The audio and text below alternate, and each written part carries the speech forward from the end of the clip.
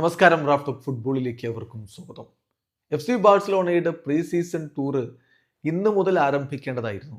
അവർ ഇന്ന് ജപ്പാനിലേക്ക് പറക്കുന്നു, ഞായറാഴ്ച വിസൽ കൊബയുമായിട്ട് കളിക്കുന്നു, അത് കഴിഞ്ഞിട്ട് കൊറിയയിലേക്ക് പോകുന്നു, അവിടെ 2 കളികൾ കളിക്കുന്നു. ഇതൊക്കെയായിരുന്നു അവരുടെ പ്രീ സീസൺ പ്ലാന്. താരങ്ങളൊക്കെ വളരെ ആവേശത്തിൽ ഹൻസി ഫ്ലിക്കിനെ ഇംപ്രസ് ചെയ്ത് ടൂറിന് പോകാൻ വേണ്ടിയിരുന്നതാണ്. പക്ഷേ അവസാന നിമിഷം ട്വിസ്റ്റ് ഉണ്ടായിരിക്കുന്നു. ബാഴ്സലോണയുടെ പ്രീ സീസൺ മത്സരം വിസൽ കൊബയുമായിട്ട് ജപ്പാനിലുള്ള പ്രീ സീസൺ മത്സരം ഇപ്പോൾ മാറ്റിവെച്ചിരിക്കുന്നു. തത്വത്തിൽ അത് ക്യാൻസൽ ചെയ്തിരിക്കുന്നു. ഇനി കൊറിയയിലേക്ക് പോയി അവിടെയുള്ള 2 മത്സരങ്ങൾ നടക്കുമോ അത് കണ്ടറിയണം. ആ കാര്യത്തിൽ ഇനിയും ഫൈനൽ തീരുമാനം എടുത്തിട്ടില്ല. ഇതിന്റെ കാരണം എന്ന് പറയുന്നത് പ്രൊമോട്ടേഴ്സുമായിട്ടുള്ള പ്രശ്നമാണ്. പ്രൊമോട്ടേഴ്സ് ആ ഒരു കോൺട്രാക്ട് ബ്രീച്ച് ചെയ്തു എന്നാണ് ബാഴ്സലോണ ഒഫീഷ്യലി അറിയിക്കുന്നത്. ബാഴ്സയുടെ ഒഫീഷ്യൽ സ്റ്റേറ്റ്മെന്റിലേക്ക് നമ്മൾ പോവുകയാണ്. Barcelona announces that it has been obliged to suspend its participation in the game scheduled for next Sunday in Japan due to serious contractual breaches on behalf of the promoter എന്നാണ് പറയുന്നത്.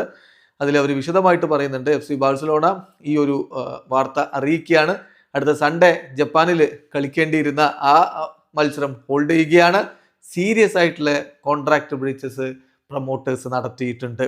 അതേസമയം ഇനി south കൊറിയയിലെ മത്സരങ്ങളുടെ കാര്യത്തിൽ അത് റീഅഡ്ജസ്റ്റ് ചെയ്യുന്നത് Barcelona പരിഗണിക്കുന്നത്. 2 മത്സരങ്ങളാണ് അവിടെ ഷെഡ്യൂൾ ചെയ്തിട്ടുള്ളത്. ഒന്ന് FC സിയോളുമായിട്ടും മറ്റൊന്ന് നെഗോവുമായിട്ടാണ്. സിയോളുമായിട്ട് ജൂലൈ 31-നും നെഗോവുമായിട്ട് ഓഗസ്റ്റ് 4-നുമാണ് ഷെഡ്യൂൾ ചെയ്തിരിക്കുന്നത്. ചില കണ്ടീഷൻസ് പ്രൊമോട്ടർ മീറ്റ് ചെയ്യുകയാണെങ്കിൽ ആ മത്സരങ്ങൾ കളിക്കാൻ ബാഴ്സ കൺസിഡർ ചെയ്യും.